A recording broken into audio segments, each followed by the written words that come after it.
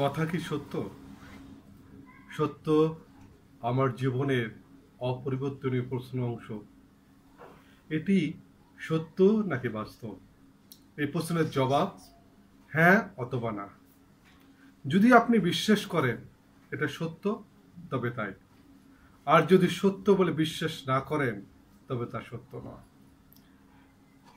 গ্লাসে কেউ দেখে জলে আধা ভরা, কেউ আধা খালি।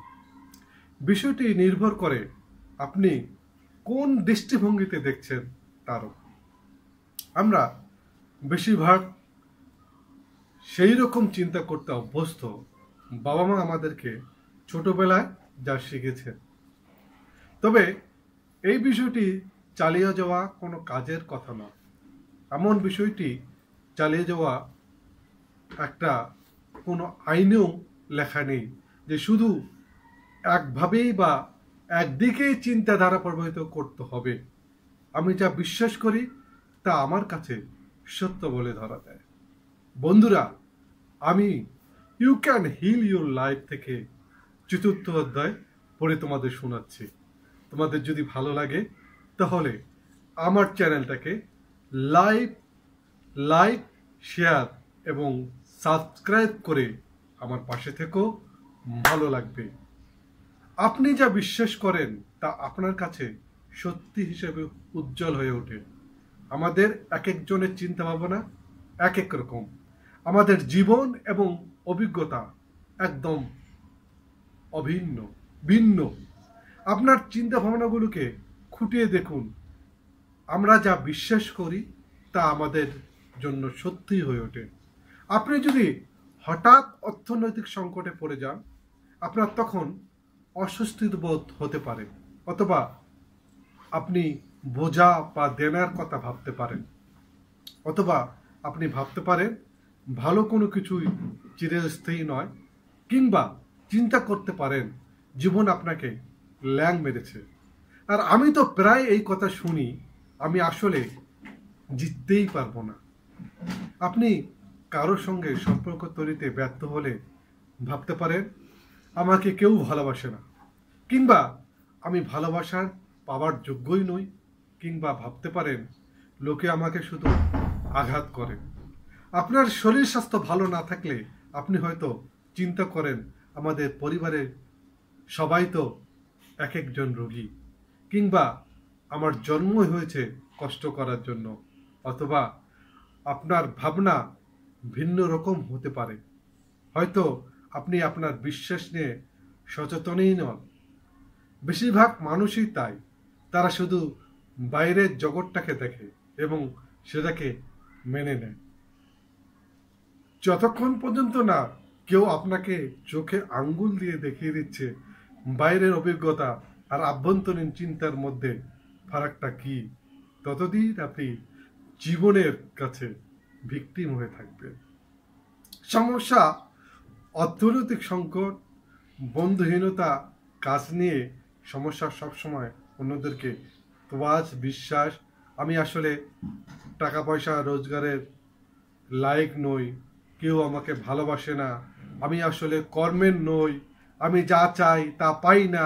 সমস্যা যাই হোক, এটি আসলে একটি চিন্তার ছক থেকে, আর চিন্তার ছক থেকে পরিবর্তন করা যায়। আপনি যদি না জানেন কোন সব চিন্তা আপনার সমস্যাগুলো সৃষ্টি করছে, তাহলে ঠিক জায়গাতে আছেন। কারণ এই বইটি লেখাই হয়েছে আপনাকে সাহায্য করার জন্য। আপনার জীবনের সমস্যাগুলোর দিকে তাকান, নিজেকে প্রশ্ন করুন, আমি এমন কি চিন্তা করছি যে কারণে এই সব সমস্যার সৃষ্টি হচ্ছে। আপনি যদি চুপচাপ বসে এই প্রশ্নটি করেন, আপনার মনের গভীরে বুদ্ধিমত্তা এই প্রশ্নের জবাব পাইয়ে দিবে। শৈশবে আপনি যা শিখেছেন তা একটি বিশ্বাস মাত্র। আমরা কিছু জিনিস চিন্তা করি যা ইতিবাচক এবং পুষ্টিকর। কিছু ভাবনা শুরুতে বেশ কাজে আসে, তবে আমাদের বয়স বৃদ্ধির সঙ্গে সঙ্গে সেগুলো আর কোনো ভূমিকা রাখতে পারে না। অচেনা লোকদের বিশ্বাস করবে না।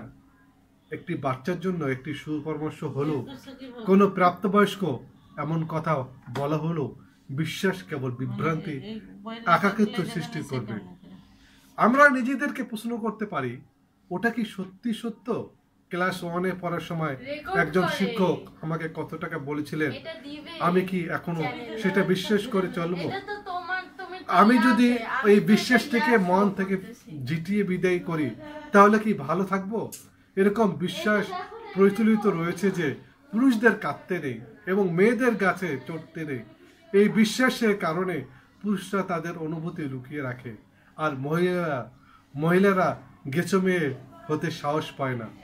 শৈশবে যদি শেখানো হয় যে পৃথিবী ভয়ানক একটি জায়গা, তাহলে আমরা যা শুনবো তাই বিশ্বাসের সঙ্গে খাপ খেয়ে যাবে এবং একে আমরা সত্য বলে মনে নেব। যেমন অচেনা লোকদের বিশ্বাস করতে নেই, রাতের বেলা বাইরে যাওয়া বারণ, অথবা লোকে তোমার সঙ্গে শুধু প্রতারণা করবে।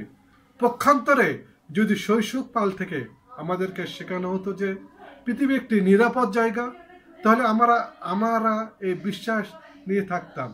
আমরা বিশ্বাস করতাম সর্বত্র ছড়িয়ে আছে ভালোবাসা এবং মানুষজন খুব বন্ধুসুলভ এবং আমি যা চাই তাই পেয়ে যাই। ছোটবেলা থেকে যদি আপনাকে শেখানো হয় সব তোমার দোষ, আপনি নিদারুণ অপরাধবোধে ভুগতে থাকবেন। আপনার ছেলেবেলার পারিপার্শ্বিকতা কি আপনাকে এমনটি শিখিয়েছেন যে আমাকে কেউ ভালোবাসে না? তাহলে তো আপনি কি নিঃসঙ্গতায় ভুগবেনই। এমনকি কারোর সঙ্গে যদি আপনার বন্ধুত্ব গড়ে ওঠে কিংবা কোনো রিলেশনশিপে জড়িয়ে যান, এটি বেশি দিন টিকবে না। আমার এক ক্লায়েন্ট ছিল, সে এমন এক পরিবেশে বেড়ে হয়েছিল যেখানে সবাই বিশ্বাস করত কোনো কিছুই ঠিকঠাক চলছে না, সর্বত্র একটা তজঘটো লেগে আছে এবং অবস্থা আরও খারাপের দিকে যাবে। এই ক্লায়েন্টের জীবনে একমাত্র আনন্দ ছিল টেনিস। সে একদিন হাঁটুতে ব্যথা পায়, অনেক ডাক্তারের কাছে গিয়েও কোনো লাভ হয়নি, কারণ তার বদ্ধমূল ধারণা ছিল যতই ডাক্তার দেখায় কেউ আমাকে সুস্থ করে তুলতে পারবে না।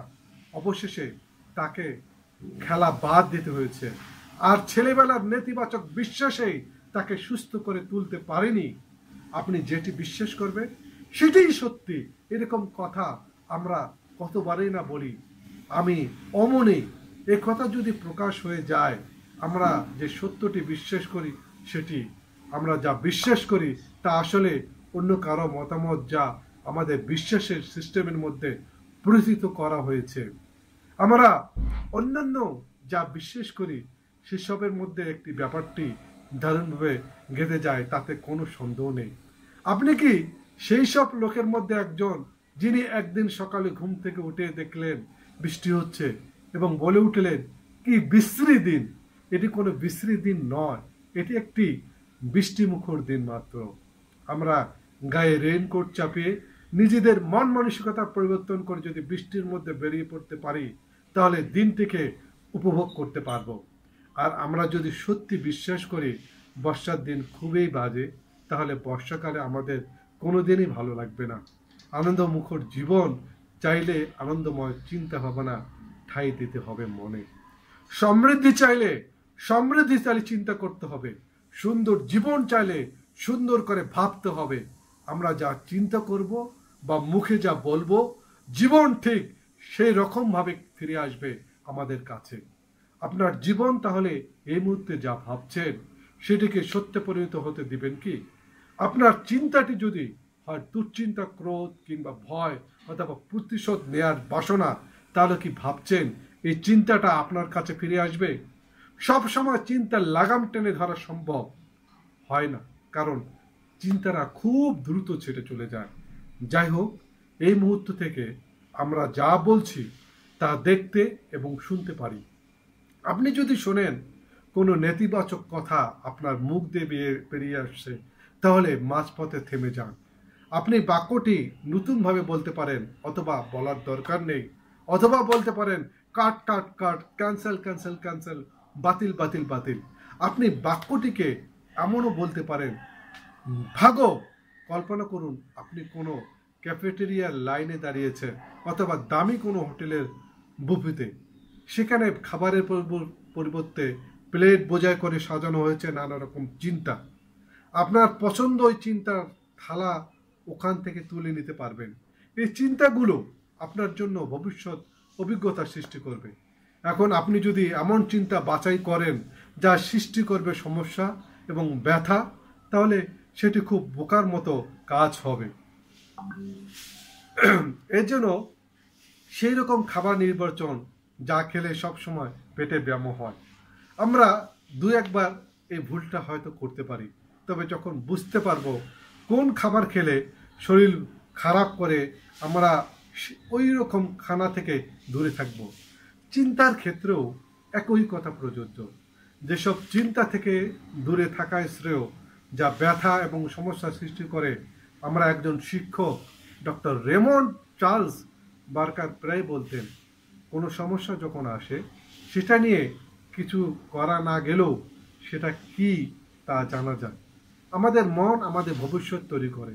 বর্তমান সময় যদি অনাকাঙ্ক্ষিত কিছু হাজির হয় সামনে, অবশ্যই মনকে প্রস্তুত করতে হবে পরিস্থিতি বদলানোর জন্য, এবং সেটি আপনাকে এখনই করা সম্ভব। আপনার মনের গভীরে ইচ্ছা, স্কুলে যেন তোমাদের চিন্তা ভাবনাগুলো কীভাবে কাজ করে তা পড়ানো হয়। রাজা বাদশারা কবে কোথায় যুদ্ধ করেছেন সেসব সাল তারিখ মুখস্থ করতে গিয়ে বাচ্চাদের মানসিক শক্তির কি দরুণ অপচয় হয়।